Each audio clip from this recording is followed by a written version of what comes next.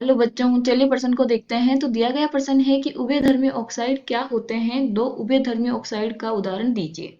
तो हमें बताना है कि उभयधर्मी ऑक्साइड होते क्या है और उनके क्या देने हैं, दो उदाहरण देना है।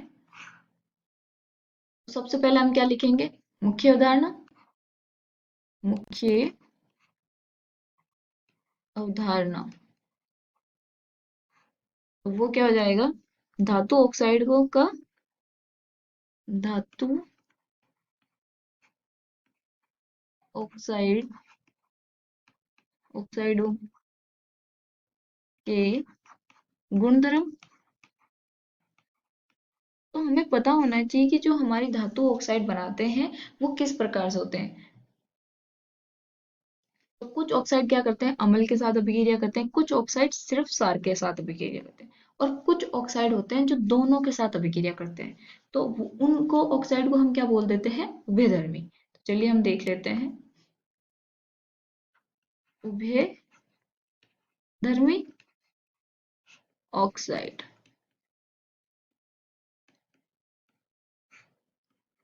तो इसको क्या बोल सकते हैं कि ऐसे ऑक्साइड जो अम्ल तथा क्षार दोनों के साथ अभिक्रिया कर लवण का निर्माण करते हैं, उन्हें उभयधर्मी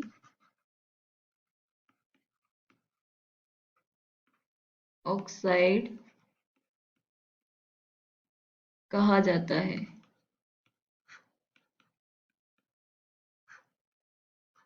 ठीक है, तो ये तो हो गया हमारा उभयधर्मी ऑक्साइड की, जो हमारे अम्ल तथा दोनों के साथ अभिक्रिया करता है। तो उन्हें हम क्या कह देते हैं, ऐसे ऑक्साइडों को उभयधर्मी ऑक्साइड। तो चलिए हम उदाहरण के तौर पे देखते हैं। तो उदाहरण क्या हो जाएगा, उदाहरण हो जाएगा हमारे पास ZnO जिंक ऑक्साइड व Al2O3 एल्यूमिनियम ऑक्साइड। तो इनकी अभिक्रिया भी देख लेते हैं कि अम्ल और क्षार के साथ किस प्रकार से अभिक्रिया करेंगे। तो हमारा जो ZnO है वो अगर हम HCl के साथ अभिक्रिया कराएं तो क्या बनाएगा, ZnCl2 प्लस H2O। इनको संतुलित करने के लिए इसको 2 से गुणा करेंगे।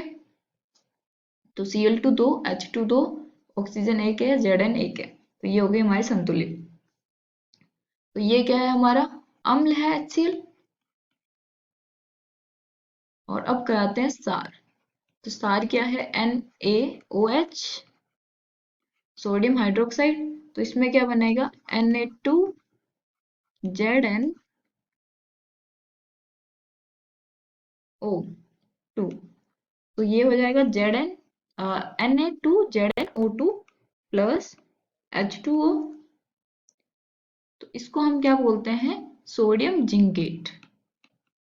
Sodium zincate.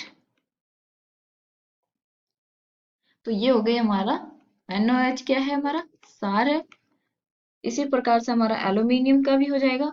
तो एल्यूमिनियम ऑक्साइड Al2O3, इसको अगर हम संतुलित करें तो क्या आएगा, यहाँ पे 2 ऑक्सीजन 3 H2 2 तो ये हो गए हमारे संतुलित। तो Al2O3 अगर हमारा HCl के साथ अभिक्रिया करें तो क्या बनाएगा, AlCl3 प्लस H2O। इनको संतुलित करने के लिए एल्यूमिनियम कितना है, 2, तो 2 से गुणा, फिर Cl कितना होगा, 6, तो 6, और हाइड्रोजन को संतुलित करने के लिए 3। तो ये हो गया हमारे संतुलित अभिक्रिया। ये अम्ल के साथ है। और Al2O3 प्लस NaOH के साथ अभिक्रिया करके क्या बनाएगा, NaAlO2 प्लस H2O। तो हमारा एल्यूमिनियम को यहाँ पे कितना आएगा 2, और Na को संतुलित करने के लिए यहाँ आ जाएगा 2, H2 हो गए, ऑक्सीजन 3 2 5, 2 2 4 1 5, H भी हमारा संतुलित है, यानी कि ये संतुलित अपक्रिया है। और ये सार,